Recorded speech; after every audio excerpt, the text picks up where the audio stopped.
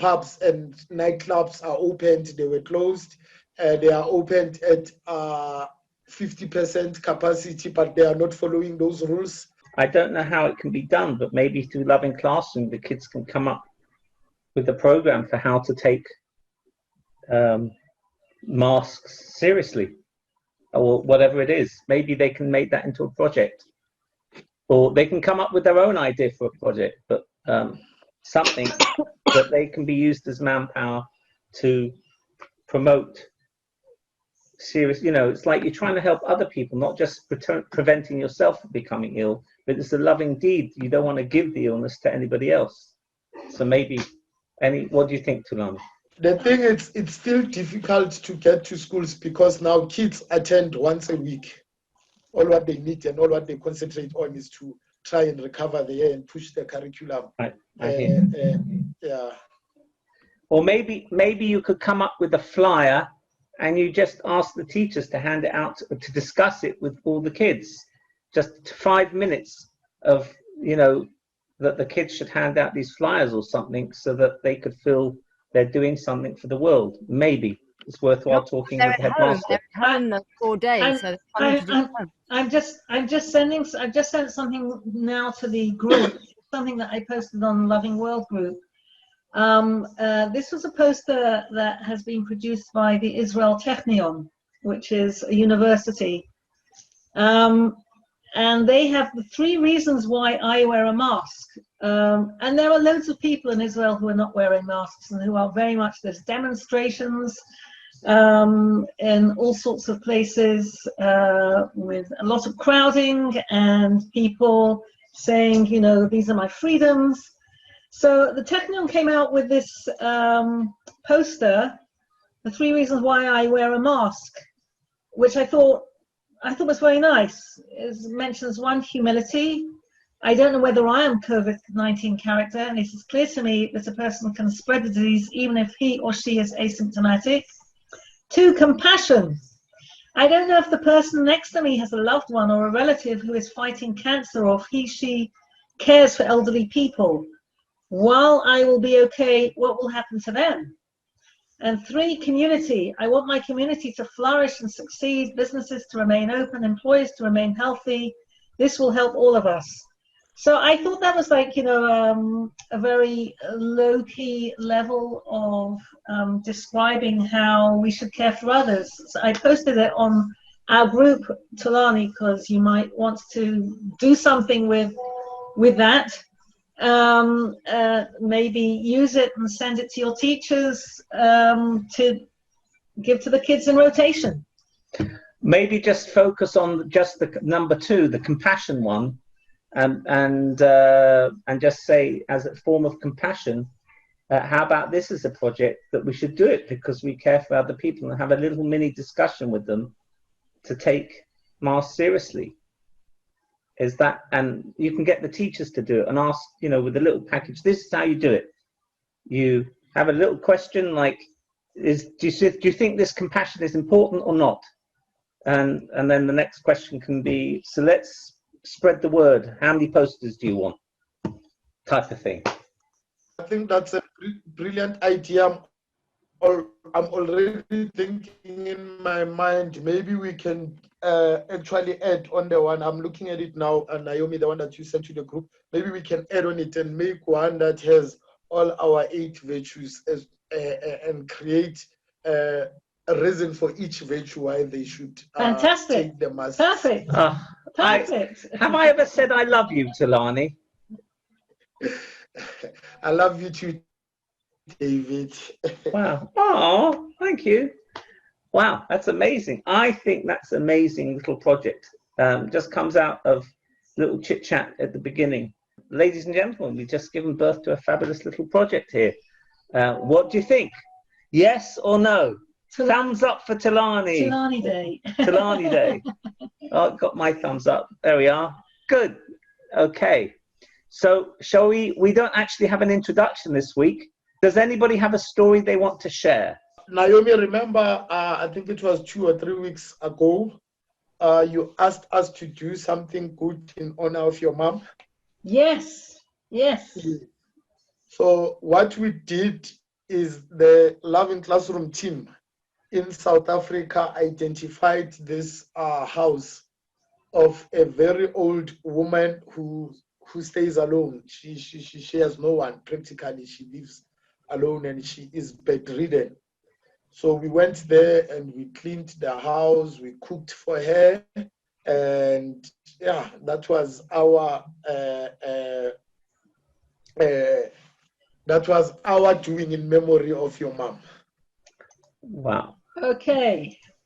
That is, you got, what's that? Oh, Tulani Day. I love sign Tulani Day on the group WhatsApp. Oh, wow. Thank you, Tulani. So my mother's soul is singing in delight. So thank you. Miriam was putting her hand up as if she wanted to sorry, say something. Miriam, did you want to say something? Yes, I did. Just something really fast. I was thinking. Miriam, take your time. You don't have to rush. I remember. Oh, I remember the last time I kind of rushed through it. Okay.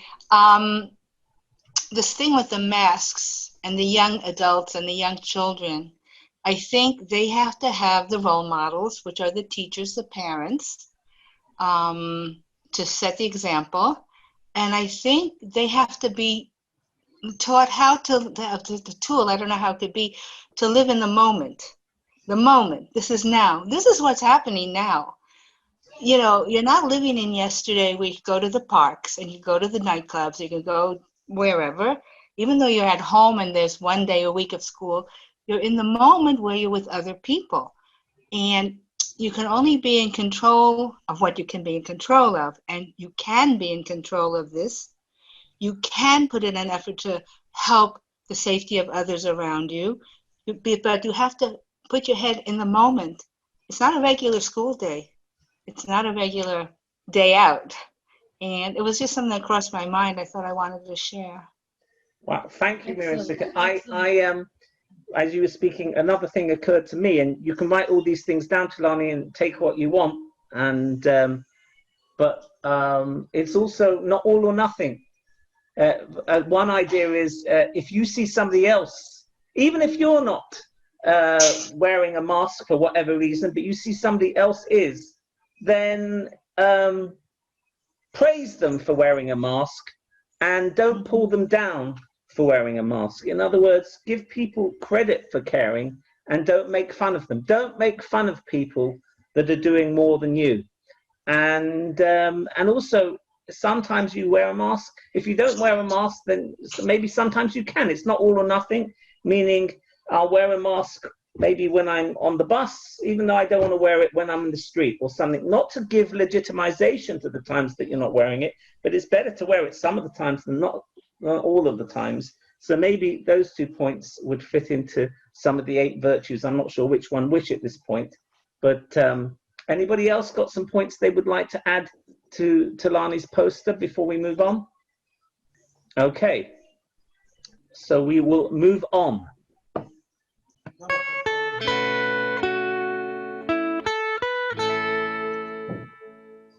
Dear loving facilitator, after a fabulous meeting, I was walking to the train and I noticed this beggar who had a sign there saying, £1 please, and no more.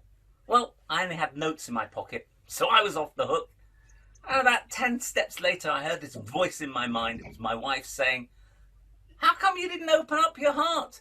You had this most amazing meeting in life, and here's somebody asking for a little help. Why didn't you give £1? And my heart came back, well, I had no coins. And I felt I was off the hook again. But 10 steps later, the voice said, well, you could get coins. And my heart said, it's over, he's back there, it's past, forget it, move on. And the voice said, well, is it over for that person? So the heart said, okay, and I went into a shop and I said, here's a £20 note, would you please change it to some coins? And they said, no, sorry, sir, we have a policy not to change notes to coins.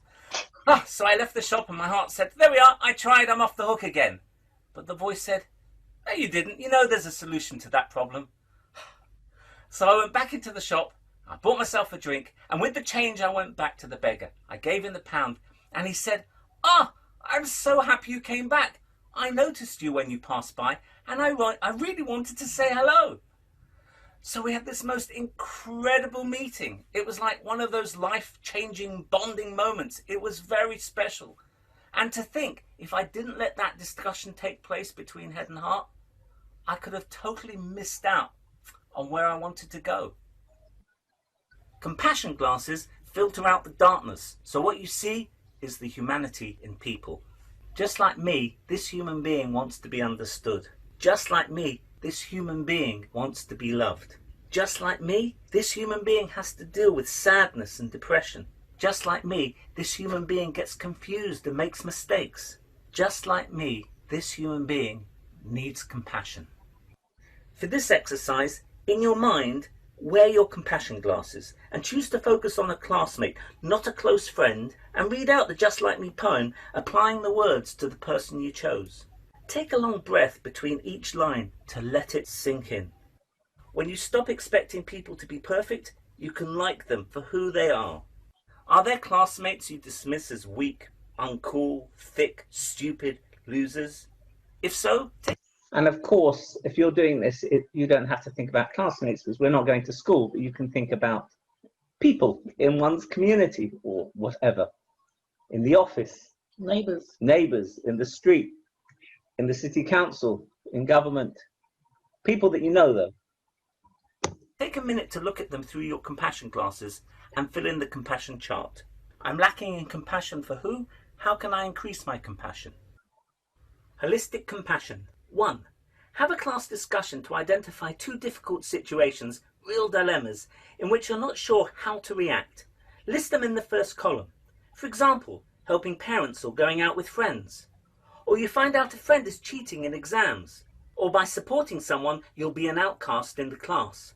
2. Organize yourselves into 2 groups, one representing the head, intellect, and the other, heart, emotions. Have a discussion to reveal the thoughts and emotions the head and heart might think and feel and record them in the chart. For example, I should be there for my parents. My friends may not include me in the future. 3. Who should lead, head or heart? The holistic compassion answer is both. Each has something important to say.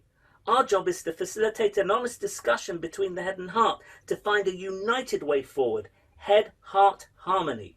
Regarding our example, talk it out with both my parents and friends so they understand and feel my dilemma and see what they say instead of just ignoring one of the sides. As Mohandas Gandhi would say, always aim at complete harmony of thought and word and deed.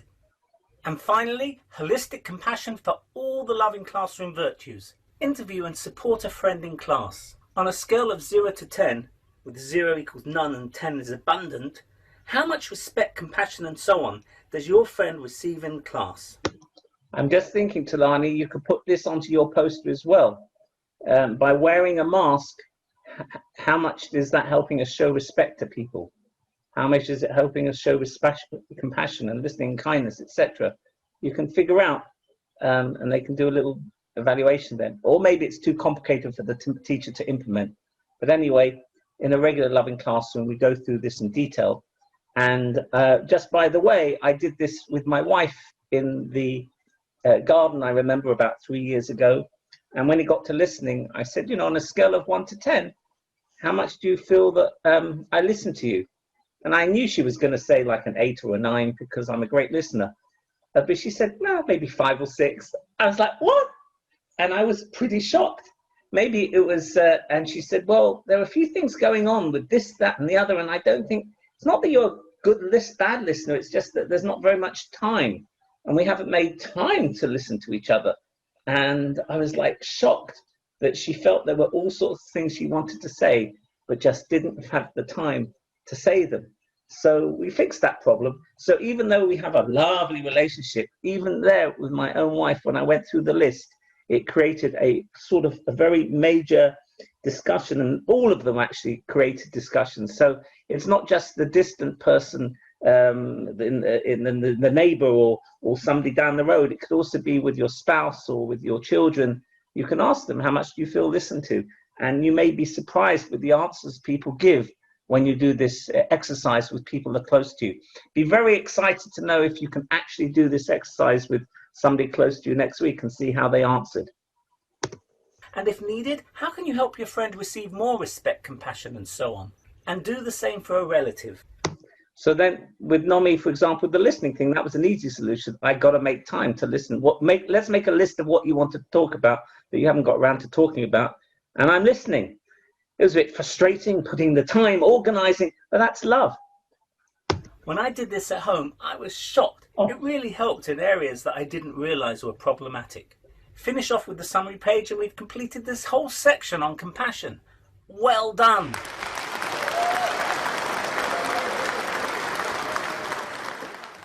Well, that's it for this section on compassion. May our minds and hearts be filled with compassion for all we meet. We are building a loving world. That was this week's little video. Any comments? Or questions? Or questions? And if there's no comments or questions, it's okay if we finish early. Okay, I'm going to say let's finish early because did it make any sense? I just want to know, was the video interesting? How many people felt it was worth watching that video? Okay, great. Can one person, you don't have to, and if you don't want to say, but I'd like to know, maybe one person can say why they felt it was worthwhile listening to the video. I thought it was a very good example in the sense of you showed, in a way, a weakness by discussing how you didn't stop. And I think a lot of people don't ever want to admit that. And it's, I mean, not a weakness, but like you kept walking. And a lot of people wouldn't say that, but your mind kept telling you to go back. And I think that's a very good example because I think a lot of people feel that way. And it was good to hear it, how you said it, you didn't go, you didn't, and then you finally went back and you gave it to him. And I think that really shows compassion, and it's a good example for children. Wow, thank you. That's reinforcing for me. What I liked is that you didn't ask, you asked people who hasn't got enough, who isn't receiving enough compassion, which makes people step out of themselves and not feel like they're to blame as such themselves, but it makes them think, actually, pinpoint an individual and think how other people perceive them, and it makes it a lot less blameless on themselves, if that makes sense. But you're really stepping out of your own shoes and empathizing with the person and thinking how are they actually perceived and how must that feel for them, which I really like that tool. I thought it was very, very interesting. That is fantastic. Total aside, I think it's amazing that Shira and Anne are wearing the exact same color top, and it's the same color as the GIF logo. So there's like this whole thing going on. Yes. Amazing. Well, I'm going to wear that color next week. That's my homework. I will be wearing the GIF color next week. Like next to each other on the screen. I mean, it's like yes, what we was, oh wow, now I can see the two greens. Oh gosh, how long do we have? I'm going to get a green t-shirt. 1 second. I'll be back. You carry on talking, Nomi. You take over. I don't know what to say. I don't like being put on the spot. That's one of my weaknesses. I have something to say. When I was in Cape Town, I'm comfortably admitting this amongst friends, but I actually was in Cape Town in December and going on a little bit of a mad, sticking these posters everywhere, which, by the way, some people during lockdown said that they got this, posters are still there on the different posts, and they were like getting them through lockdown. Every time they saw gratitude, they'd remember to be happy. But the one poster I stuck in a very in an area that wasn't considered so very safe, okay, for a lot of people. There was quite a lot of gang members, and I was being brave. I was sticking them everywhere, and I wanted them next to the sea in that one area, but they looked like a lot of people were sleeping on the nice color, David, on the side of the street. And I bravely went and I stuck the poster, actually the compassion poster, which was so weird, on the one wall by the public toilets, just because I thought that would be a nice place for people to read it and say what it says. And this man dressed in very much, he did look like a gang. He had chains and he had a strapless shirt on, came up to me, and he was rather aggressive, And I was trying to be brave. So I put on a brave face because I wasn't being so, I mean, in South Africa, you don't do that. You don't really do that. It's not always so safe to do that. And he came up to me and he said, "What is this? What are you doing?" And I said, "Well, read it, okay?" And he looked at me and he said, "I can't." And you don't understand what that taught me. Because Wow. I didn't know at that point that 80% of the population are illiterate and couldn't read. I honestly thought he was just starting with me or something, you know. That was and I learned the biggest lesson about not being compassionate with my compassionate poster that way too, which is opposite to, like, because I didn't even think that he could not read. Right. And that's did you read it to him? Yes. And did you have a discussion? No, I was still a little bit like, you know, I just said, this is I read it, and then I was very embarrassed about myself though. And afterwards I thought I should have had a discussion. But I didn't feel 100% safe. So it was a bit of a balance. Right. Yeah. I had a similar, and I can't remember sometimes what stories I tell or not, but I'm having a monthly, did somebody else put their hand up just now, by the way, to speak? Because I always want to give somebody else priority before me if we're chatting. So I was chatting with this guy, and he's in America, in San Diego area, and he was talking about Black Lives Matter and how there's all these riots and everything. And he said, you know, I understand there's riots because, I understand that they're sort of unhappy, but it's a bit maybe wrong that there should be rioting on that level. And he was saying, what do you think, backwards and forwards? So I asked him, you know, as for homework, as it were, between now and when we next meet, maybe go into the garden and relax and just close your eyes and imagine you're on the moon and you're like a doctor for the humanity being, and you're looking down at the humanity being, and what would you prescribe? So he said, okay, I can do that.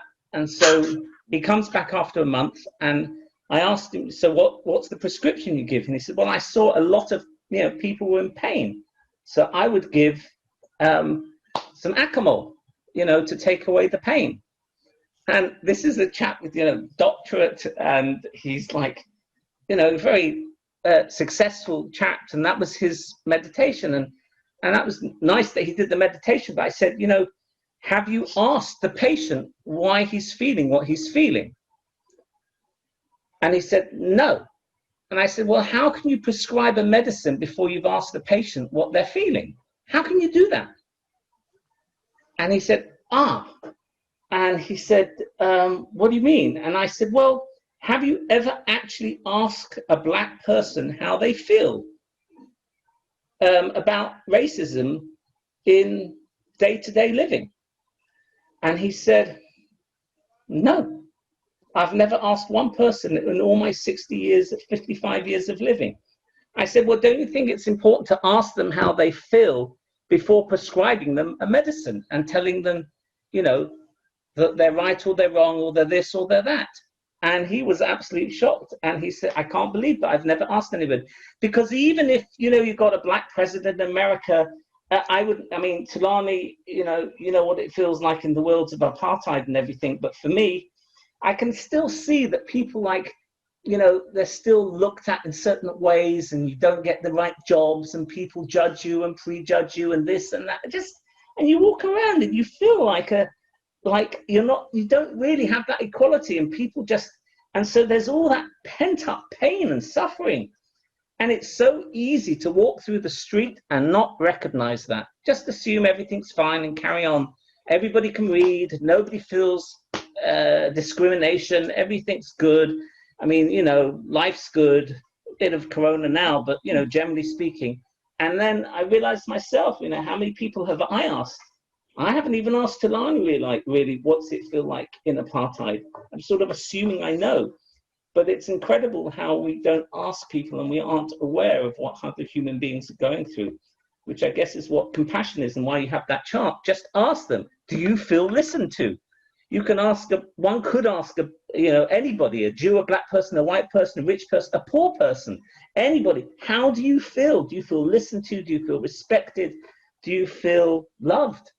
And we'd be amazed at the answers we get. We always assume answers, but there's no point prescribing solutions until we ask the patient what they're feeling. I'm triggered by what you said, Nikki. Yeah, no, because I think that actually it was for me to learn compassion there. It wasn't for him. The whole post, the whole incident was for me. I had no compassion. I couldn't believe I had no compassion, but I did after that incident. So. Well, and now you passed it on to me. Gosh, so much to learn. Thank you. Okay, are we enjoying ourselves? Yeah. Okay, shall we call it a day for today? Or does anybody else have a comment to make before we finish off, as our time has arrived, more or less? Yes, Miriam Simcha, take your time. Thank you. I remember when we first made immigration aliyah to Israel, my husband had been looking for work.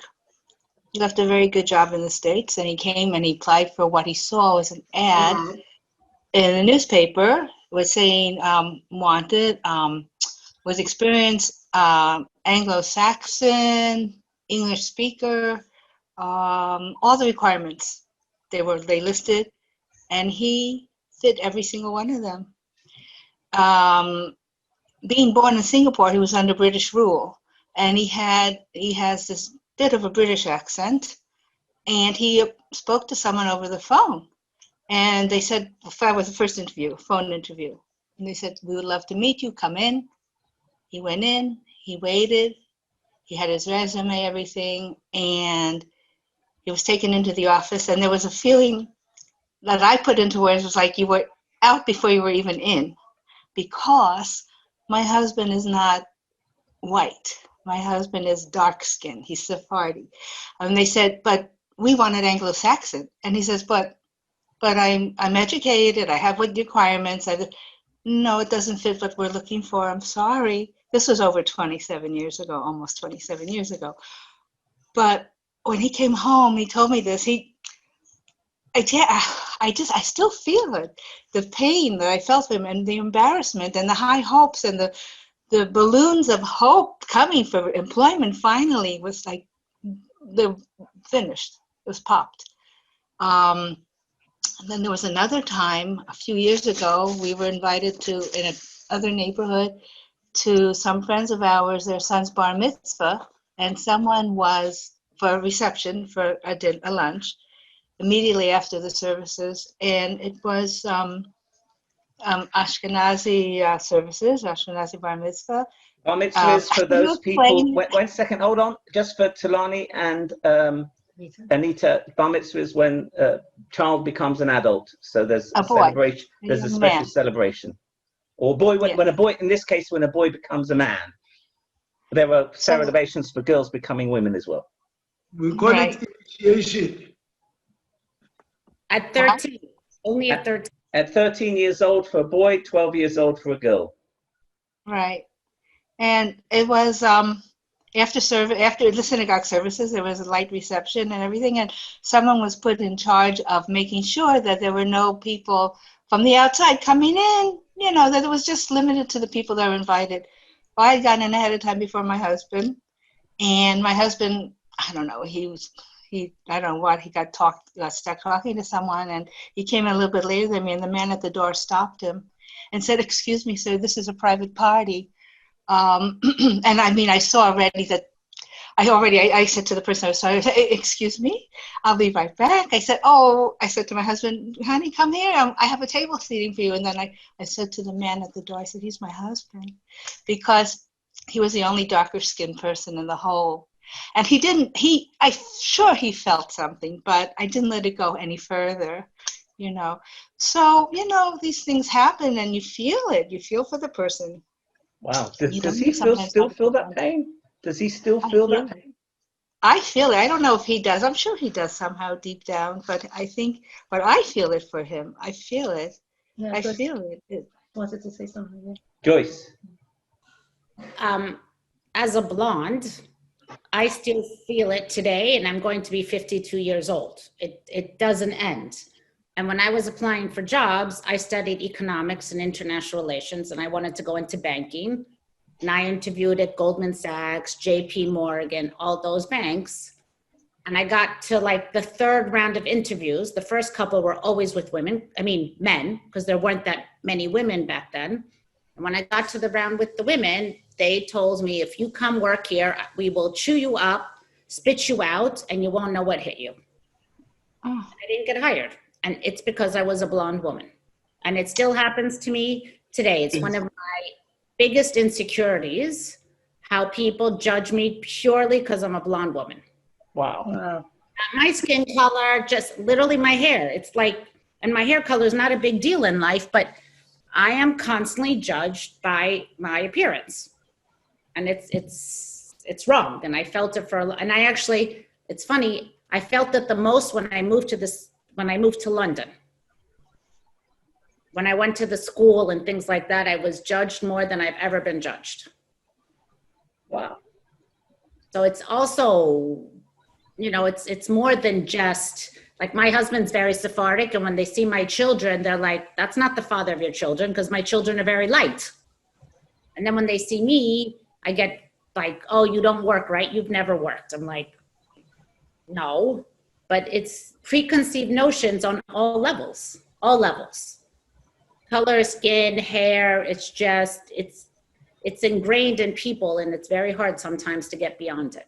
Gender as well.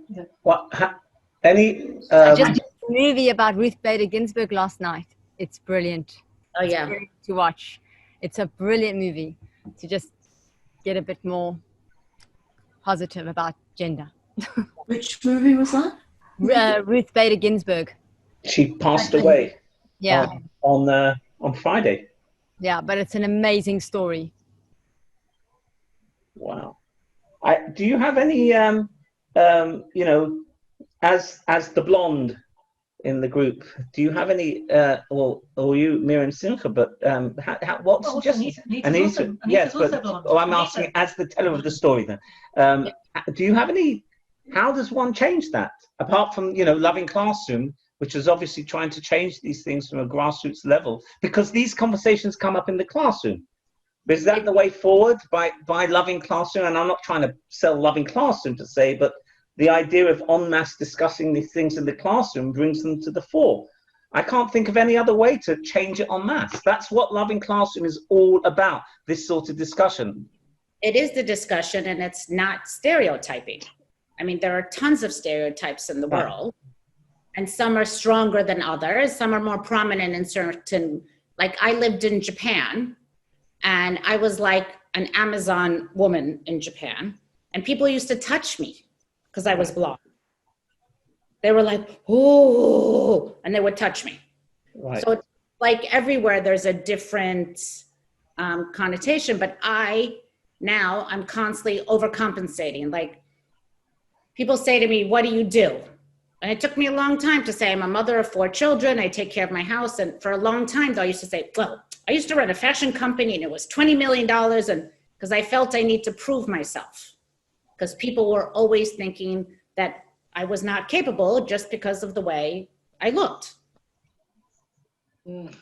Joyce, I'm so, the story that you just shared went straight into my heart, and sorry you have to go through what you're going through. We all have issues and we go through, but thank you. And hopefully one day, like we will live in a place and a world where people are not judged by how they look or what they have or what they can do or what they can't do. There would be no judgment. People will be treated fairly just because they are people. I'm very sorry. Human. Yeah. A human being. Amen. I agree with that. And that's why I brought it up, because nobody would think that. Like, you think it's always about color or gender, this and that, but I can really say my whole life as a blonde, I have really been judged. And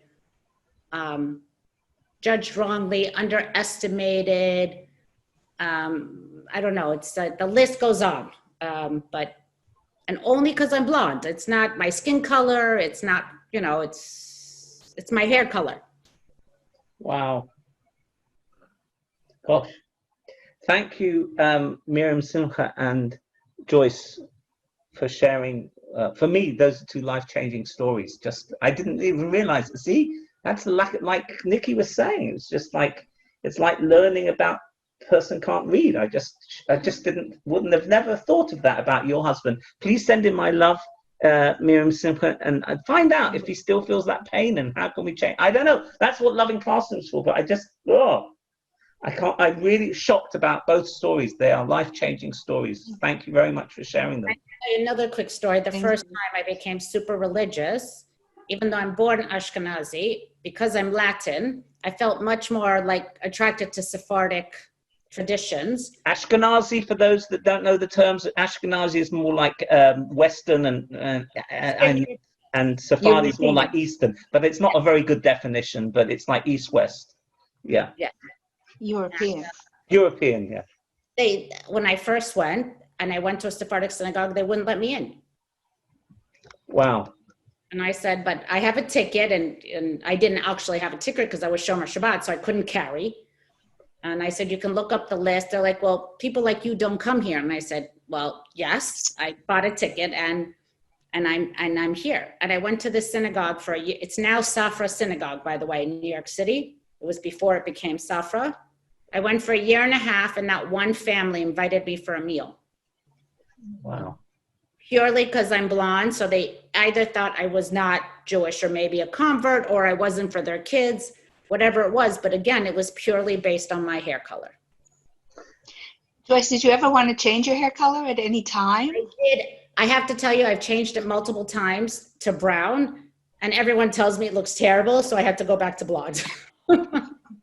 I have tried pink hair, purple hair, you name it, but it doesn't suit me. So in the end, I have to go with what suits me, and then I have to put up with all the other. It's growth. It's growth. So, well, I guess I'll sum up and ask Tulani to sum up with a final comment. But these discussions, that's what happens in the classroom. And suddenly the blonde girl at 13, 14 years old, or whatever the issue is, will suddenly say something, and it'll create a whole discussion. And then those children, as opposed to waiting till they're 60 years old to hear the stories and thinking all the mistakes they made over their life, oh my gosh, and all the times I ignored people's pain because I didn't realize it was there. You learn about it when you're 14 years old through these simple discussions. That's what this program does. So Tulani, maybe you'd like to finish off by sharing. I hope I'm not putting you on the spot, but can you share an example of where there was such a discussion and people learned to stereotype less in the classroom? And then after that, we'll say, I love you and goodbye. Can I just make a comment? Yes. Anita? I'm just thinking it's 1 second, Tulani. 1 second, Tulani. I'm giving you another minute to think. Anita wanted to make a comment. Okay. I'm just thinking it's really interesting what's being said, but I feel that some of the stories are related to preconceived conceptions about people, but a lot of, and some of it is also about other people's insecurities, where they attack you because they actually have some kind of resentment which relates to their insecurities. But wow, that just came up. Fantastic, very true. Hear it. Because we're finished in time, I'm not going to develop the idea, but thanks Anita for sharing. It's both sides have something, and that's the point of getting together. It's not self-help, it's communal interaction. Yes, Tulani, please finish yourself. No, I think you've covered what I wanted to say, and I want to say to Joyce, you are beautiful the way you are, and don't change whoever you are because of what people do to you. And yeah, the rest you've said it, David. And I'm saying just the same message to Miriam Simcha's husband. He's beautiful. He's gorgeous looking. He's a lovely human being. And please pass that on with all my heart. He's beautiful. Thank you. Handsome. Thank you. Okay. Love you all. Thank you. Bye. Bye-bye. Bye.